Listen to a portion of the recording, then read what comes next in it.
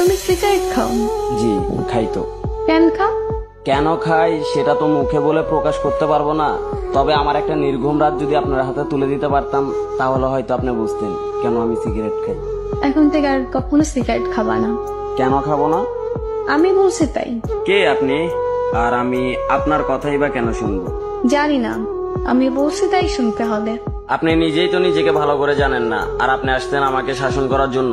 তুমি রাত যাবো? রাত জাগা পাখিরা রাত জাগবে, এটাই তো স্বাভাবিক। আজকে রাত থেকে ভালো ছেলের মতো তাড়াতাড়ি ঘুমিয়ে পড়বা।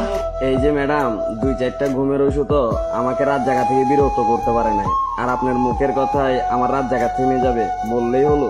জি বললেই হবে। মুখের ওপর কথা বলবা, একদম মেরে সোজা বানিয়ে ফেলবো। আপনার কথা শুনে মনে হলো আমি একটা খেলার পুতুল, যেরকম নাচাবেন সেরকমই নাচবো। এত অবসর কেন তুমি? নিজেকে অগোছালো করে রাখতে ভালো লাগে তাই। নিজেকে গুছিয়ে রাখতে পারো না? যেখানে নিজের জীবনের প্রতি কোনো মায়া নেই সেখানে জীবনটা গুছিয়ে কি করবো? ও আচ্ছা, তুমি এত উৎসুক না কেন? খাওয়া তো ঠিক মতো করো না? পরিবারের জন্য মাথা ভর্তি টেনশন, প্রিয় মানুষের দেওয়া আঘাত। সকালের খানাটা ঘুমে ঘুমিয়ে চলে যায়, দুপুরের খানাটা বিকাল 5টায়, রাতের খানাটা রাত 3টায়। তাহলে চিন্তা করেন শরীরটার কতটা ভালো থাকবে। এত এলোমেলো হয়েছে কিভাবে? খেলার বয়সে পরিবারের দায়িত্বটা কাঁধে, আর আপনার মতো একটা মেয়ের জন্য নিজের জীবনটা উৎসর্গ করে। ও আচ্ছা, মানুষটা ভুল ছিল তাই ঠকে গেছো? আমি ঠকিনি, আমাকে ইচ্ছা করে ঠকানো হয়েছে। কিন্তু এরকম ভাবে জীবনে চলে না। কাল থেকে সকাল তাড়াতাড়ি উঠতে হয়, খাবার খাবা, পরে দুপুরে নামাজ পড়া, বাসায় এসে গোসল করবা, দুপুরের খাবার খাবা, আর রাতের খাবার 10টার ভিতর খেয়ে নিবা।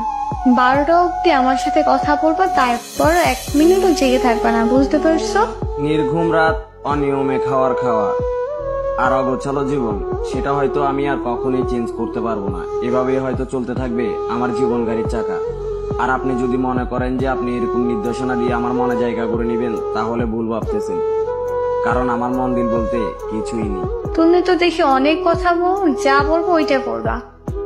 করবা মানে করবাই, না বললে মায়ের তো খাও নাই আমার হাতে, একদম সোজা করে ফেলবো। কাল থেকে আমার রুটিন শুরু তোমার লাইফে, মনে থাকো যেন। রুটিন শুরু করতে গিয়ে বড় লিস্টে পড়ে যান কিনা সেটা তো সঠিক